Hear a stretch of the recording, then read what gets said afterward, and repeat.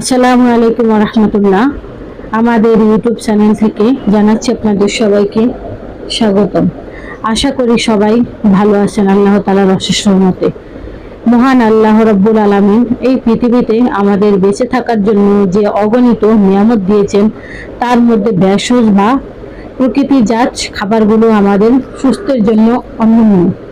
রাসূল সাল্লাল্লাহু আলাইহি ওয়াসাল্লাম বলেছেন, আল্লাহ এমন কোনো রোগ সৃষ্টি করেননি যার প্রতিষেধক তিনি সৃষ্টি করেননি। আজ আমরা কথা বলবো এমন একটি সুপার ফুড নিয়ে, যা আমাদের রান্নাঘরে এক কোণে অবহেলিত থাকলেও এর গুণাগুণ বিস্ময়কর। এটি হলো হালিম দানা বা গার্ডেন প্রেস সিডস। আজ জানবো এর উপকারিতা, খাওয়ার সঠিক নিয়ম ও সতর্কতা। রক্ত স্বল্পতা ও দুর্বলতা দূর করতে শরীরের আয়রনের অভাব হলে আমরা দ্রুত ক্লান্ত হয়ে পড়ি। হালিম দানা আয়রনের এক বিশাল উৎস। নিয়মিত এটি সেবন করলে রক্তে হিমোগ্লোবিনের মাত্রা বৃদ্ধি পায়।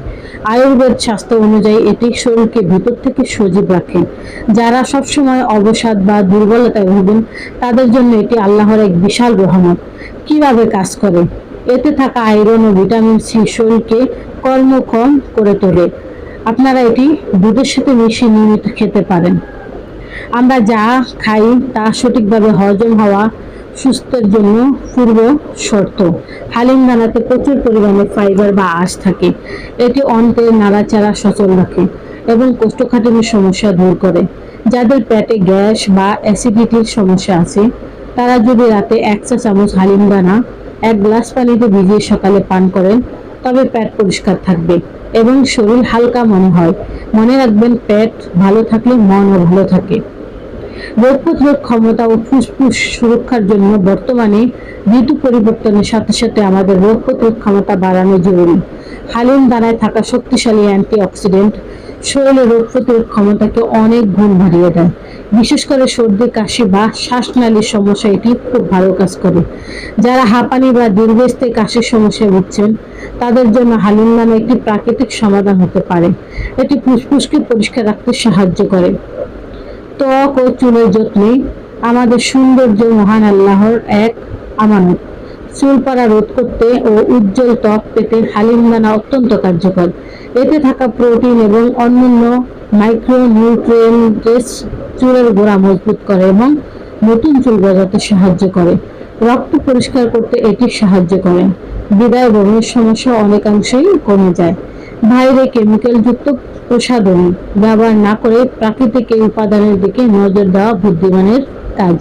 খাওয়ার সঠিক নিয়ম, সতর্কতা ও সর্বশেষ কিছু গুরুত্বপূর্ণ কথা।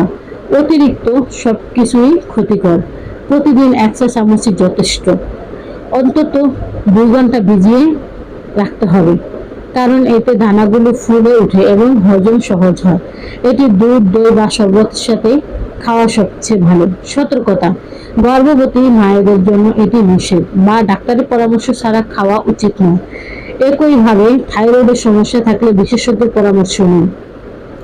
পরিশেষে মহান আল্লাহ আমাদের সবাইকে সুস্থ রাখুন। প্রাকৃতিক ছড়িয়ে থাকা এই ছোট ছোট নিয়ামতগুলো যথাযথ ব্যবহার আমাদের জীবনকে সুন্দর করতে পারে। ভিডিওটি ভালো লাগলে প্রিয়জনদের সাথে শেয়ার করে তাদের সচেতন করুন। সুস্থ থাকুন, সুন্দর থাকুন এবং আমাদের চ্যানেলটিকে সাবস্ক্রাইব করে আমাদের সাথেই থাকুন। এত সময় আমাদের সাথে থাকার জন্য আপনাদের সবাইকে অনেক অনেক ধন্যবাদ। আজ এ পর্যন্ত। সবাই ভালো থাকেন, সুস্থ থাকেন। দেখা হবে পরবর্তীতে নতুন কোনো ভিডিও নিয়ে।